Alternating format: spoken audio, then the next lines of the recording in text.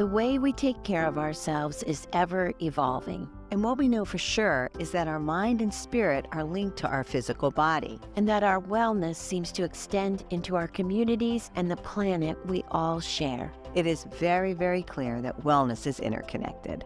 We love spending time with you to explore and practice the breakthroughs, the insights, and the passions of incredible people helping us all see the world in a whole new light. This is Health Gig. Dora and I are thrilled to share this conversation today with Marianne Williamson, who's joining us on Health Gig. You may know Marianne as an author. She has published over 15 books. She's also the person that's most affiliated with the Course of Miracles. And one of her most famous quotes that we hear over and over again is one that Dora and I share a lot in our lectures, and that is this: our deepest fear is not that we are inadequate. Our deepest fear is that we are powerful beyond measure. It is our light, not our darkness, that most frightens us. We ask ourselves, who am I to be brilliant, gorgeous, talented, and fabulous? Actually, who are you not to be? So, Marianne, welcome to Health Gig. Thank you. Thank you so much for having me.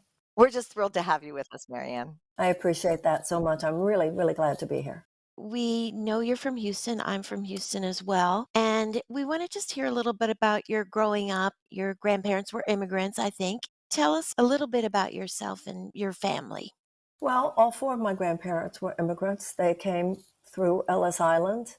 The pretty traditional story. My father's father had a particularly interesting time. His name was Vishnevitsky, and he came through Ellis Island twice. They said, "What's your name?" He said, "Vishnevitsky." They said, "Turn around, go back."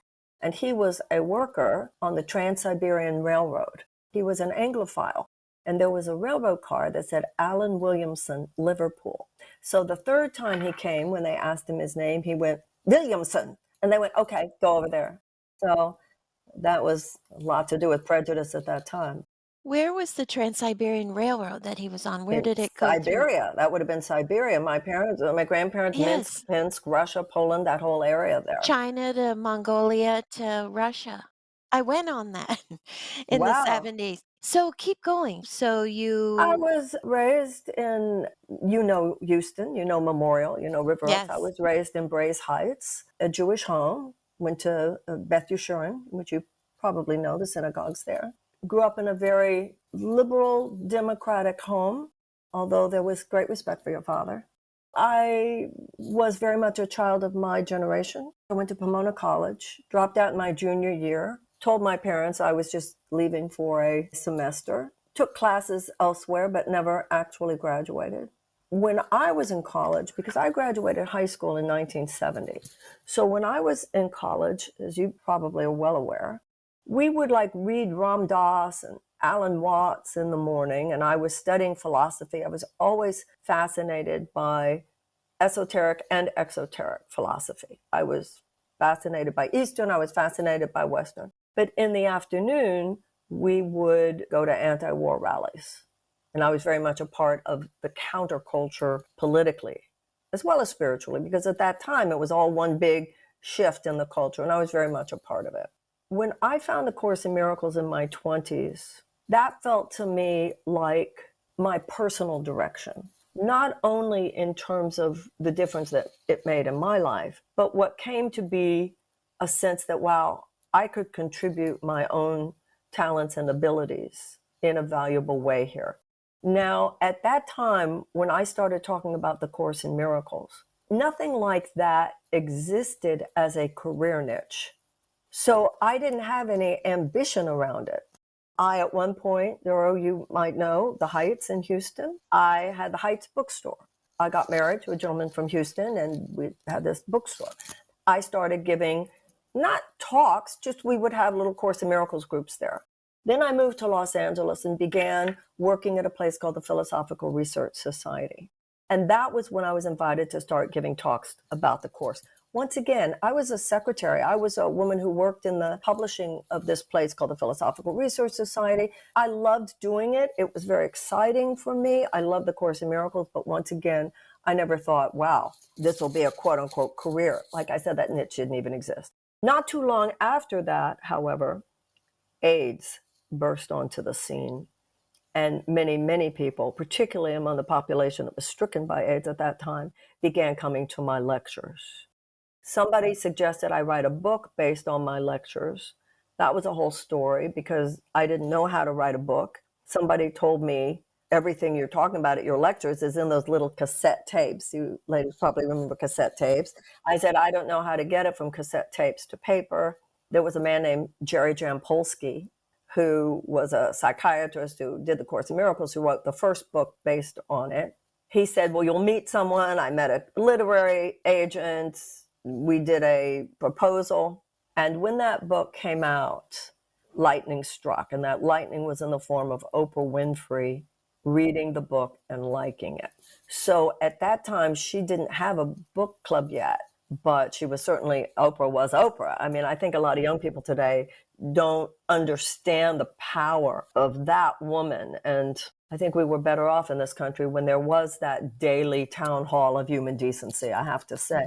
She said that it was the best book she'd ever read, and she bought 1,000 copies. And that really inaugurated what would be a career as an author. And of course, I continue to give lectures and have done my best to continue with the work that began at that time. And Marianne, can you, for our listeners, explain what is the Course of Miracles? A Course in Miracles has been referred to as a self-study program of spiritual psychotherapy. It's not a religion. It is based on universal spiritual themes that are at the heart of all the great religious and spiritual teachings. You could look at any religion, any great spiritual or philosophical tradition, or any secular tradition these days when people are recognizing living a better life, being a better person is the point of it all. And that if you forget those things, you're not going to do well. It has 365 days worth of lessons. And these lessons are much like what in the East would be called mantras. I think of it like physical exercise. Just like when you do physical exercise, you're building your muscles, your physical muscles. I think of the Course in Miracles as working on our attitudinal muscles, our mental muscles, and strengthening us. Not that the Course in Miracles claims any kind of monopoly on truth. It's just one, I believe there's one truth with a capital T, and it's spoken in many, many different ways, secular and religious and spiritual and philosophical. But the world we live in, and I think this is as true today as ever, is dominated by a thought system which posits us as separate from one another, posits us as separate from any higher power or God of our understanding. And within that delusional frame of mind, thinking that we're here to compete with one another rather than love one another, to judge one another rather than love one another, to fear one another rather than love one another, it is as though we are insane. Unfortunately, that forms not only the personal health of anxiety, depression, and all of the terrible personal dysfunctions and suffering that we go through, but I think that we can see that an entire society can become in the grip of such fear and sense of separation. And so I think unraveling that thought system, unraveling those falsehoods which lead us to believe they run counter to community, they run counter to inner peace, they run counter to love and forgiveness and compassion. And at this point, we can see they run counter to nationhood, because they run counter to a sense that, hey, out of many one, e pluribus unum. And so what happened for me politically, I was always involved. You know, I voted and was active in civic engagement. We're all raised to do that, be good citizens and all that. But I felt that the greatest contribution I could make was as someone articulating the principles of A Course in Miracles. My third book was called Healing the Soul of America. And I was fascinated by applying spiritual principle to what is happening in the country. And also, from the beginning of my career, I was very involved with nonprofit work, particularly when my books were successful. I founded nonprofit organizations around peace, around AIDS, and so forth. But I began to see over the last 20 years, because my career started 40 years ago, but I began to see 20 years ago something had changed in this country. Because when I was growing up, in my world, we didn't have any money when we were like in our 20s, but it was almost like you didn't need to. You could still afford an apartment. You could afford a beginning entry-level job. And remember, in the 1970s, the average worker could afford a car, could afford a house, could afford a yearly vacation, and could afford to send their kids to college. So when I started working with people with AIDS and people who had terrible things happen in their lives, these were moments that, even though it felt like a privilege and a blessing to work with people whose lives were in trouble, it felt as a member of our society that people whose lives were in deep trouble were the exception rather than the rule. And I began to see something change around 20 years ago. I began to see that it became so common that people were living with anxiety and chronic stress that couldn't be answered just by enough charities or enough clergy people. There was something wrong at some deeper level, and that's when I began to feel that just talking from the outside about political issues was not enough. So you started feeling like just talking about this wasn't enough. So what did begin to happen? I would say, people are rationing their insulin. People are putting GoFundMe pages up to pay for life-saving operations for themselves and their children. 1 in 4 Americans can't, are living with medical debt. 18 million Americans can't afford to fulfill the prescriptions that their doctors give them. And also, not just because my daughter moved to England, but also I've traveled enough to know that's not the case in other countries. I would say to friends who were governors, senators, congresspeople, and sometimes higher, this doesn't make sense. And I would notice that they'd go, yeah, you're right, it's really terrible. And then I'd say it again 5 years later. Yeah, that's really right. You ought to form some kind of, maybe you could raise a lot of money and form a lobbying thing. And about 10 years into it, I realized they're not going to do anything about this. This is now baked into the cake. And I realized I can write books about it. And the way the system works, they don't mind if you write books about it. And they don't even mind if you make money writing books about it. But don't try to really come in here and change anything.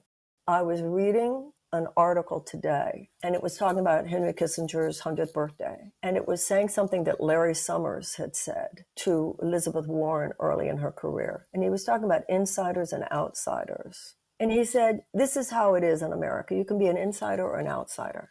If you're an outsider, say anything you want. It doesn't matter. It's a free country. Say whatever you want because the insiders aren't listening to you anyway. But if you're an insider, we don't talk against one another. And I began to realize that no matter which political party we were talking about, there's an insider status in this country. If you are within 20% of Americans, and I assume all three of us are, for whom the economy works well, I think we'd agree on what a blessing it is to live here. But that 20% is surrounded by a vast sea of economic despair. And I've seen it. And I think when I went to a non-denominational church in Detroit was when I came up close and personal with it. I saw people who do everything right. They work so hard. And they would get up every Sunday morning and dress their children so beautifully to come to church. And I saw people who had done everything right, loaded with these college loan debts, unable to make it on just one job, not having health care, things that just should not be happening in the richest country in the world. So your campaign, sort of the foundation is these ideas that come from the Course of Miracles. Talk about how personal change relates to policy change. Well, if I may, my political campaign is not based on the principles of A Course in Miracles.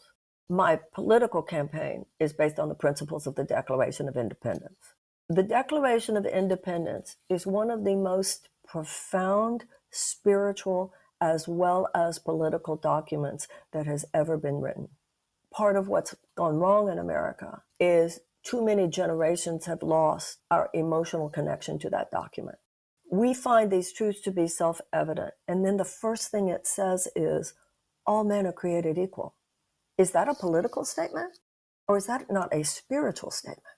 Then it says, God gave all men, God gave all men unalienable rights of life, liberty, and the pursuit of happiness.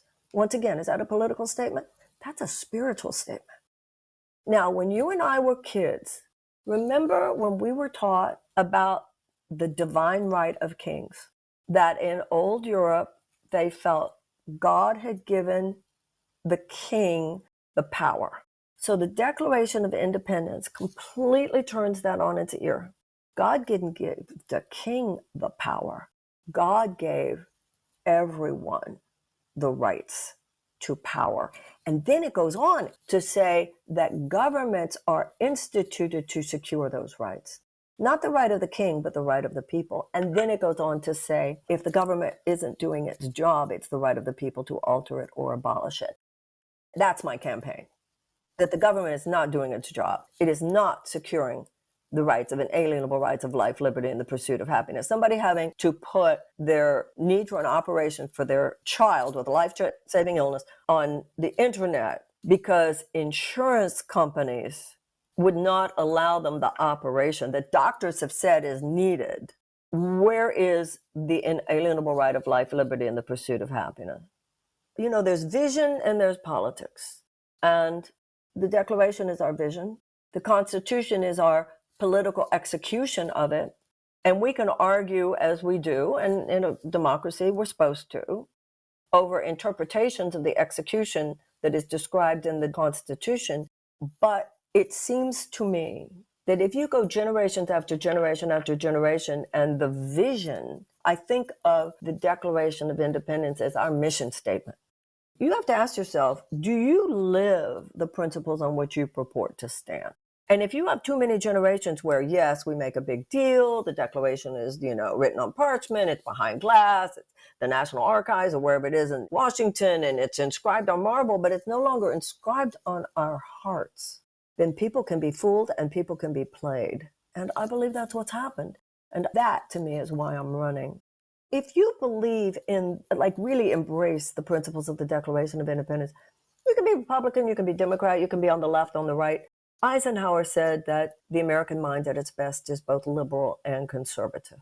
There are high-minded conservative principles, there are high-minded liberal principles, the yin and the yang. Nobody has a monopoly on truth. But as long as we realize, the e pluribus unum, and John Adams said he hoped that every year on July 4th, we would revisit first principles. E pluribus unum, out of many one. We're different people, different sexuality, gender, religion, ethnicity, but we are theoretically united by those things on which we agree to agree. Those are our first principles. And I believe that our salvation as a country lies in going back to those first principles. And I believe that we need someone to articulate them and re-inspire the nation with what they mean. Marianne, do you see that you have a big job ahead of you in terms of converting people to this? How do you see it? Because in a political, regular one, people are sort of attracted to what they believe in kind of thing, right? In changing the conversation, how would you describe it? I think we're good people. I'm not saying we're better than other people, but we're not worse. And I think the average American is a very decent person. My experience, I believe that Americans have an instinctive understanding that this country matters. I have felt for many years that when you start talking about the founders and the first principles and where it all came from, I used to give these July 4th talks. Just when I was giving my Course in Miracles lectures, I'd say, well, it's July 4th, so we're going to talk about July 4th, 1776. And I saw the reaction of people was like children. 'Twas the night before Christmas. And I would see people leaning over in their chairs. Either they didn't remember what they learned in the 7th grade, or they weren't taught it by an inspired teacher. I don't know. But people were like, yeah, remind me what happened in 1776. When I ran for president before, I saw two different worlds. One world, it's terrible. I'm sure Doro knows it very well. It's mean, it's corrupt, it's the media, the politics. You see things that you say, I don't even want to know that stuff exists. And then there's the other world, which is the American people and the voters. And that's profoundly touching. So no, when I actually talk to an audience, it's exhilarating. People want to know about American history. People are kind of excited, but there is, I believe, and I think that this has gotten much, much worse since Doro's family was in presidential power, of what I call the political media industrial complex. And I believe that it does try to ferret out voices that it doesn't like. And sometimes that has created the space for the worst voices of all. How does politics become more humble and compassionate? How can we make a change? Well, I think that the personality of the president, and once again, you would know this, the personality of the president makes a lot of difference. And I'm not saying the president is everything. The presidency is not everything, but the presidency is a lot. As long as you have a president who seeks in his or her character, seeks to aspire to the better angels of our nature, then we can go to the left, we can go to the right, but there are guardrails of decency. And when you have a character of a president that does not align with basic issues of human decency, then those guardrails fall and all hell breaks loose. I just feel like character hasn't counted or mattered for such a long time in the presidency, but also just in the greater government. I don't know how we get it back. Why all this division? Why is everything so polarized from your view? The power is not really in the hands of the people right now, so much as it is in the power of corporations, the hands of corporations. The undue influence of money on our political system has turned our system into little more than a system of legalized bribery. There are many legislators who, when push comes to shove, do more to serve the will of their donors than the will of their constituents, because they know of the incredible power that is wielded by those donors. And if you don't do what we want you to do, we can easily give so much money to your opponent on the next primary. Or if this is not aligned with what the party establishment wants, we're not going to let you be on a committee or whatever. I mentioned that in the 1970s, things were different. And I'm not romanticizing American capitalism. I'm not romanticizing America before this period. But there was a sense that corporations were supposed to try to be good. Just try, be ethical.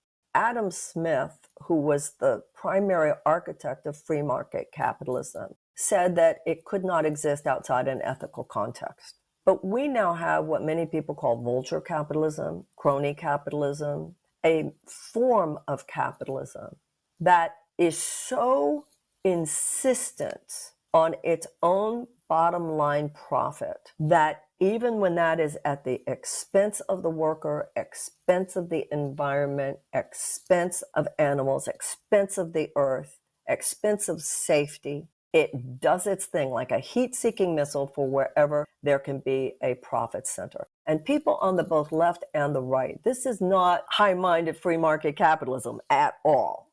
This is what's called corporatism. And it leads to monopolies. It's not, it damages the free market because it's all about corporate monopolies. And people on both the left and the right are seeing this now and naming it.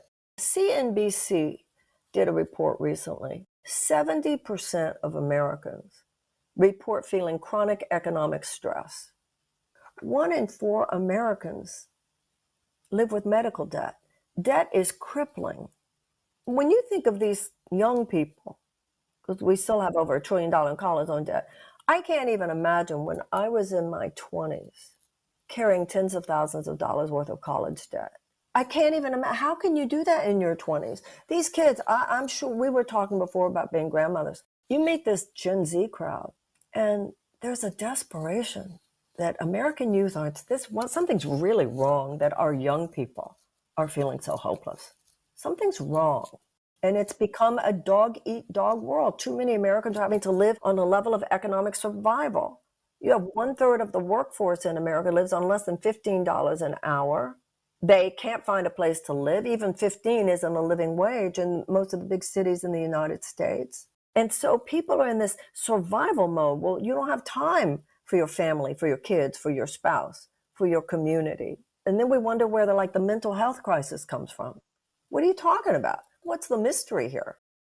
We had the Surgeon General, Vivek Murthy, who's so wonderful, come on our podcast talking about, he traveled the country. And I'm curious to know if you have come to the same conclusion in your travels. But when he traveled the country to see what ails America, he was looking at health, but all the things that people deal with in health, underlying everything was loneliness. I'm wondering, in your travels, what are the things that you see as you're campaigning for president? Well, it's interesting that you mentioned the Surgeon General. I have met him. I went to one event in Washington that I was part of a few years ago, and he was talking about emotional health. But my criticism of the US government is the following.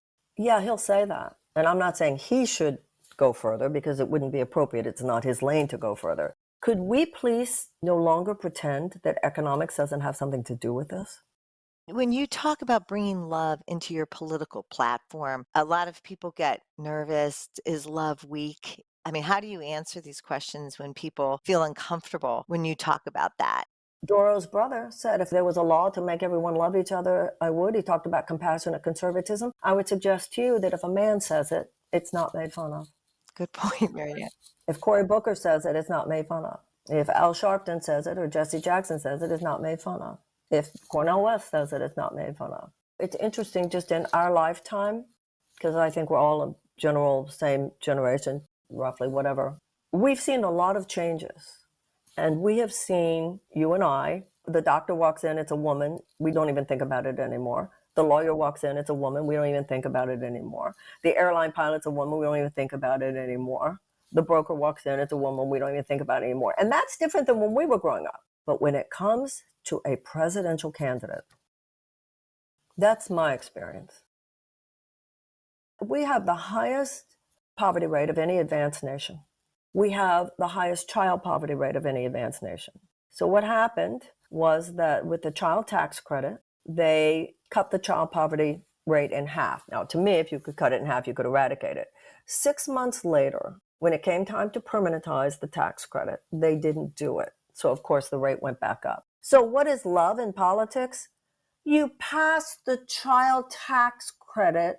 You don't cut SNAP benefits. You raise the minimum wage. You get universal health care. So if they're going to make fun of you, although I've noticed if you don't make fun of you for that, they'll make fun of you for whatever they want to get you out of the conversation. It is tough in that inner world, as you said, the inner political circle. I mean, how are you doing in that? Like, how do you feel? I know, Dora, how you felt a lot. It was hard for Doro to be the person outside watching her loved one be attacked. How are you doing? It's abusive. It's insulting. People are lying about you. People are smearing you. So how does it feel? First of all, I went through it 4 years ago. So you do get some kind of emotional antibodies. It's like with anything else. Does your heart tell you to do this? Because if your heart tells you to do it, toughen up, buttercup. If your heart doesn't tell you to do it, get out of the kitchen. It's hot in here. Martin Luther King said, your life begins to end on the day you stop talking about things that matter. A presidential campaign is a platform where we get to talk about things that matter. What a privilege. What an honor. We're a minority of the world's population that I could even be doing this, that you could be doing what you're doing. I try to tell myself sometimes, toughen up, buttercup. Then you get back to the Course in Miracles. When you say your campaign is based, I said, no, my campaign is based on the Declaration. The answer to what you just asked, my personal North Star, just like the Declaration of Independence is the country's North Star. The Course is my personal North Star. Who do I have to forgive, including myself? Where do I have to make atonement? It's very tempting, and I'm sure Dora knows this very well. When you feel that people have wronged you, it's very tempting to become bitter, to have a chip on your shoulder. And so you begin, at least I do, to go, oh, this is my own spiritual challenge here.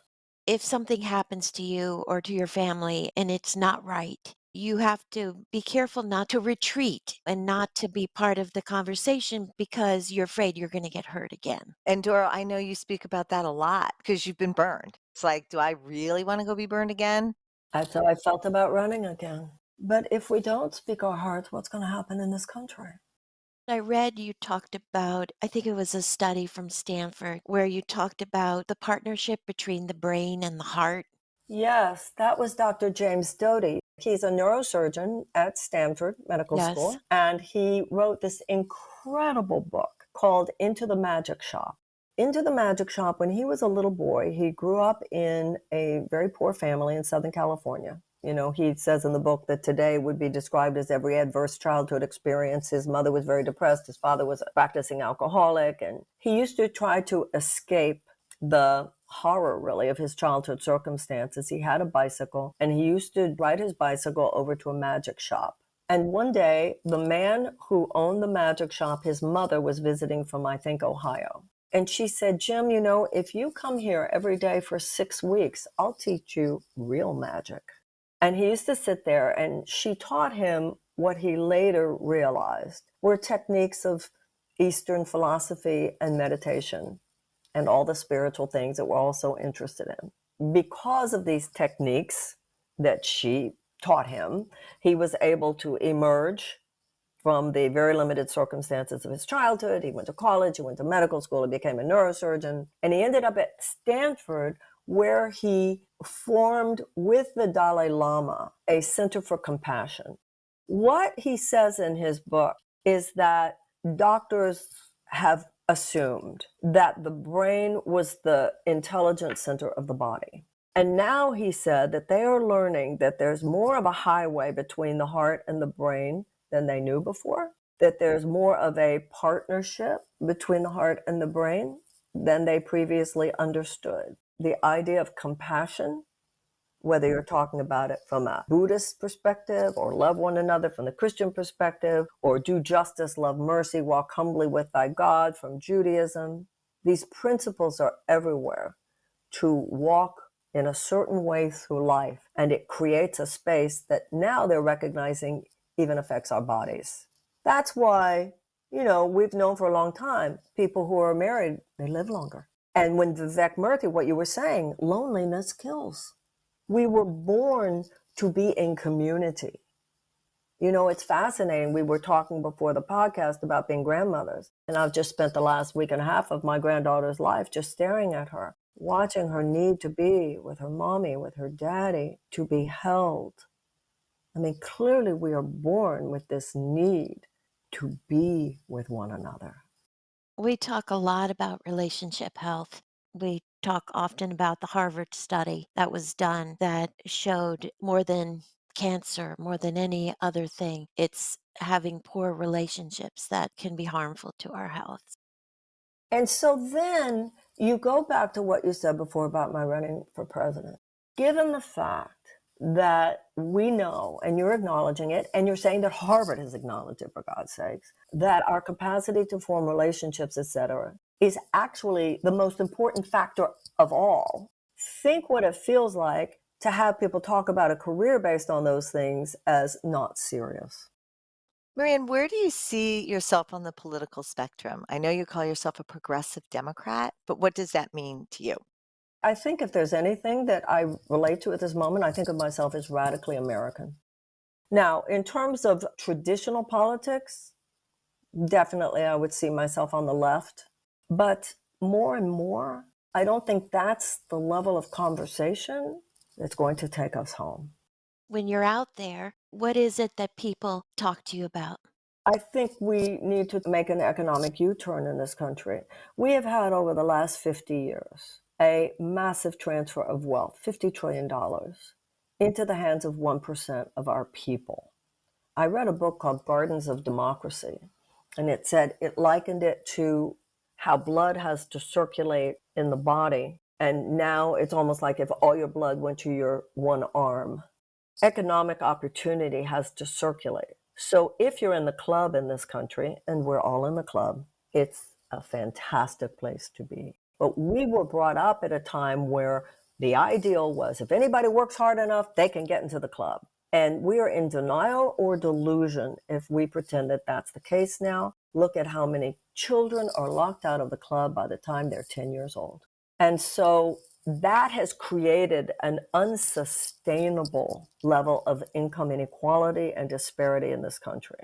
A lot of my friends will say to me, I don't know any people like you're talking about, Marianne. And I'll say, yeah, because they don't go to the restaurants that you go to. They don't live in the neighborhood that you live in. They don't stay at the hotels that you stay at. They're not at that resort that you went to on vacation. And even the people who, in my party, I'm running as a Democrat, and the people who say to me, Marianne, don't you understand how important this is? And you shouldn't be offering another alternative because we've decided it's Biden. I say to them with due respect, let me guess, you have adequate health care. Let me guess, you can afford to send your kids to college, can't you? Let me guess, you live on more than $15 an hour, don't you? Let me guess, you don't need more than one job, do you? I just feel that this is hyperbole, but it's not. It's almost pre-French Revolution here. People do not seem to recognize how close the rabble is, what they call the rabble, to the gates of the Bastille. And I think that's where Donald Trump came from. You know, in 2016, there were two candidates who said to the American people, your rage is legitimate. The system is rigged against you. Bernie Sanders and Donald Trump. There was at that point going to be a populist revolution. The only question was, is it going to be an enlightened one based on brotherhood and justice, or is it going to be one based on something very different than that? And I believe that that rage still exists. You know, if you look in history, large groups of desperate people form a petri dish out of which really terrible things emerge. Large groups of desperate people form a petri dish out of which all manner of personal and societal dysfunction is almost inevitable. And I don't care whether it was George Bush or Barack Obama. I don't give either party a pass on this. Those guys were not looking at what was happening out there. And it's very easy to become walled off. It's very easy to emotionally buffer yourself. I, however, had a professional situation where I'm out there going, wow, what's going on in this country? So I don't see it as party. I see it as system that at this point it's become so baked into the cake that we have to intervene because too many people are in despair out there. And when people are in despair, they become vulnerable to ideological capture by genuinely psychotic forces. And there are some genuinely psychotic forces. Or there are always your brothers that Hillary Clinton, after Trump's speech at the inauguration, he turned to Hillary Clinton, well, that was some weird shit. Yeah, there's some weird shit out there. Yes. Marianne, so how do you see your path for a successful bid? How have you mapped that out? Well, I certainly understand that, particularly the media, you know, whether it's the president's press secretary making fun of me as though that was a spontaneous comment, which we all know it wasn't, whether it has to do with hit pieces. I mean, it's brutal out there, as Doro knows. But as long as there's the money to support the campaign, as long as there are people who want to hear the option, you know, there's what you can control in life and what you can't control. I can't control what the media does. I can't control what the political elite do to try to peripheralize. I can't control. There's a lot I can't control. But what I can control, as long as I'm in the race, is I can know that I am presenting the American people with an option. And that option is an agenda for a genuine economic turnaround so that it would be universal health care. When we were kids, Blue Cross Blue Shield was a nonprofit. Tuition-free college. University of Texas used to have it, University of California, tuition-free college and tech school, which once again, both of those, every other advanced democracy. Free childcare, paid family leave, which they have in every other advanced democracy, a living wage, guaranteed sick pay. These are moderate positions in every other advanced democracy, and they should be considered moderate positions in ours. Those are the kinds of policies that would just cause such a wave of relief. If it's government's job to secure the inalienable rights of life, liberty, and the pursuit of happiness, then it seems to me we need some very serious policy changes in this country that would enable the average American to live a less economically stressed existence. When you become president, how do you get those bills passed? The president does not have a magic wand, nor should he or she. We don't want that. This is one of three co-equal branches of government. The president, of course, always hopes to have a House and a Senate that supports you. If you do, you're lucky. If you have it half, you're half lucky. And if you don't, you're going to have some problems. But the president still has the bully pulpit. The president still has the power of executive power, executive orders. For instance, this president approved the Willow Project, which is an $8 billion ConocoPhillips oil extraction project that will be on the North Slopes of Alaska. Well, you've got an entire younger generation, some of whom, and I'm sure both of you have heard this, younger people who say that under normal circumstances, they would have children. But given the state of the world, they don't think they will. That's not even normal that so many young people are saying that these days. We need to be ramping down fossil fuel extraction, not ramping it up. These are presidential decisions. The president has given more oil drilling permits than even Trump did. I would initiate a mass mobilization for a just transition from a dirty economy to a clean economy. I would establish a Department of Peace. Donald Rumsfeld, who worked for your brother, said we must learn to wage peace.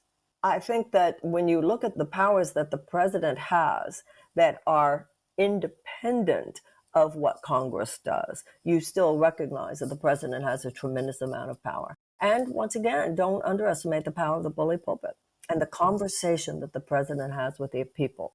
And I believe that because I've had a 40-year career trying to inspire people, I think that right now, faith in not our government, because I don't think faith in our government is that justified right now, but faith in our principles.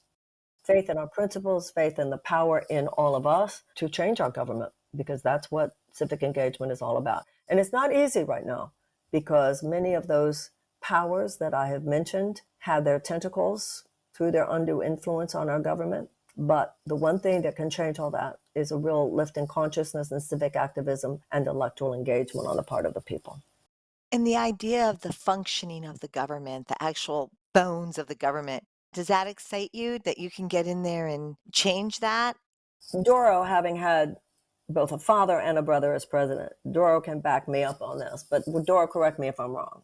My experience, and I have not had as much exposure to it as Doro has had, but I've had enough exposure to it that I realize it's like anything else. It's a bunch of people who sit in a room and make decisions what they want to do. We have this Wizard of Oz idea about what goes on there. It's just people sitting in a room deciding what they are going to do based on which factors they think are most important. I'm not running for Wizard of Oz. I'm running to tear down the curtain.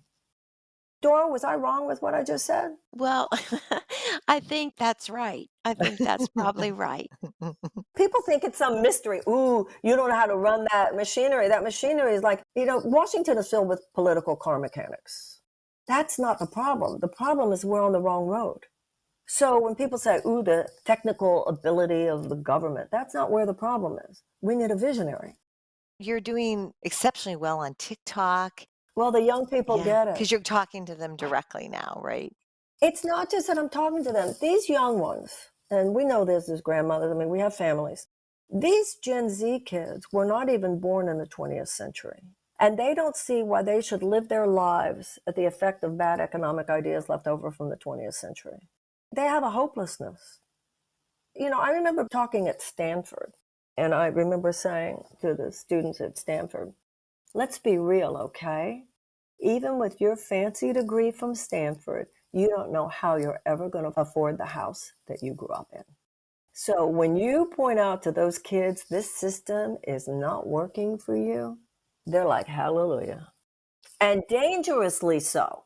One of my friends said, these kids don't have enough respect for capitalism. And you know how I responded? First of all, how can you be a capitalist if you have no capital? You're not giving them any room to have any capital. And number two, I understand it when these young ones say, what has global capitalism ever done for me?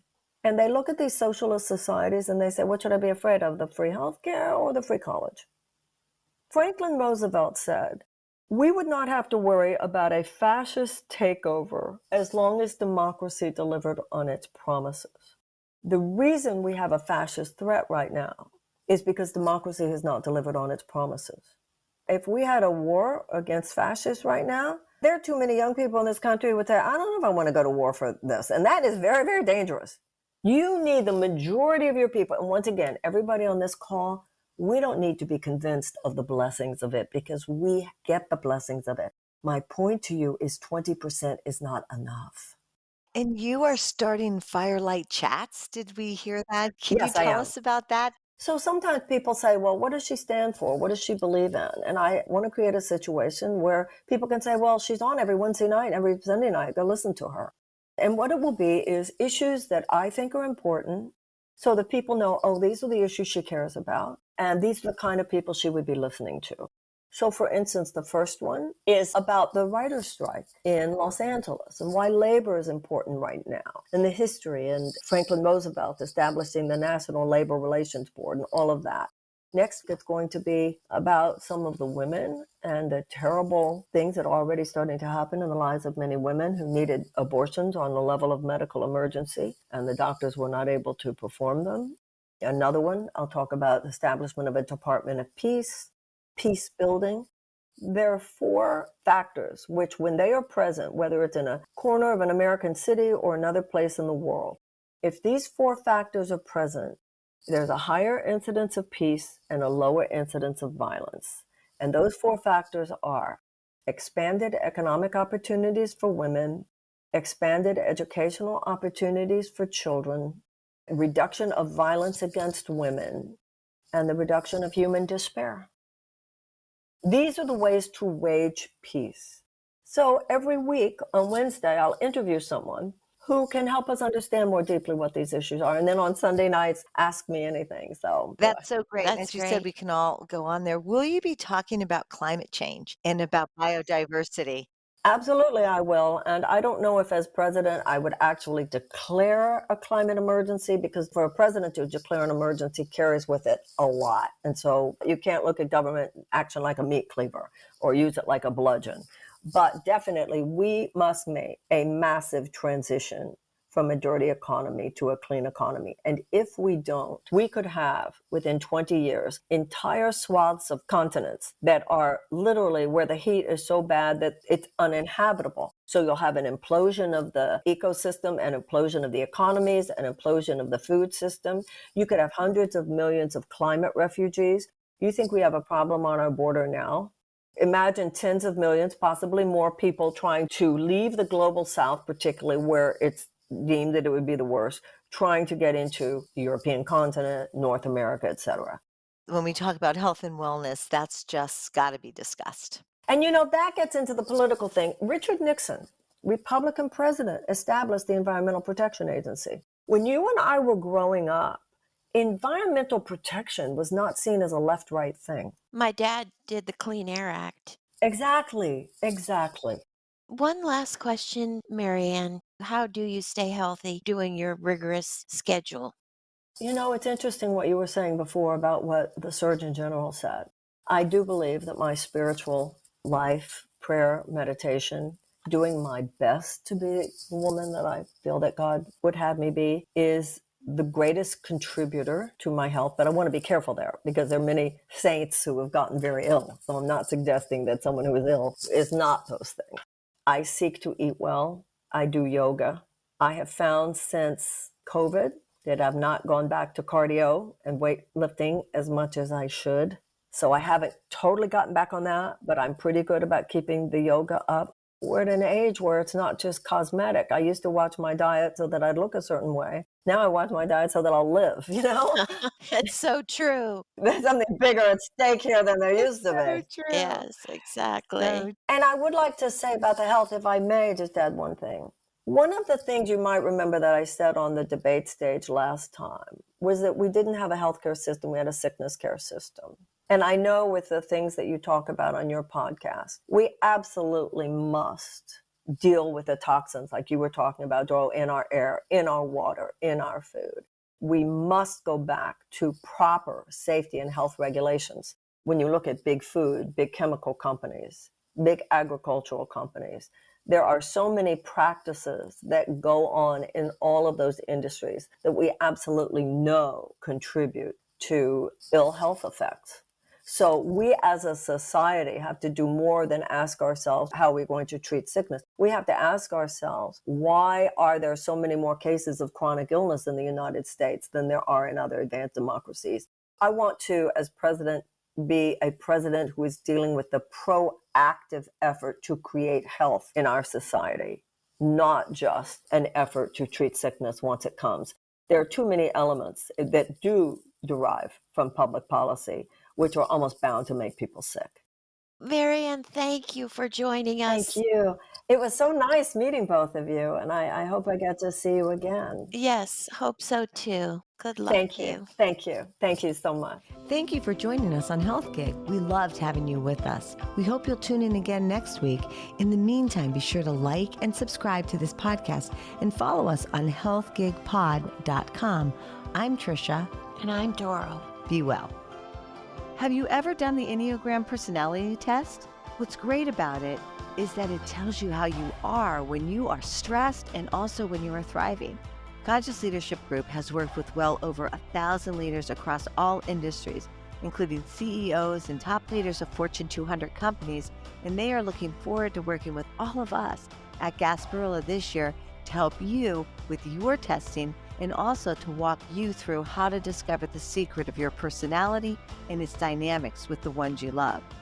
Call 877-764-1420 or visit the Gasparilla Inn website at the-gasparilla-inn.com to register for this year's November experience.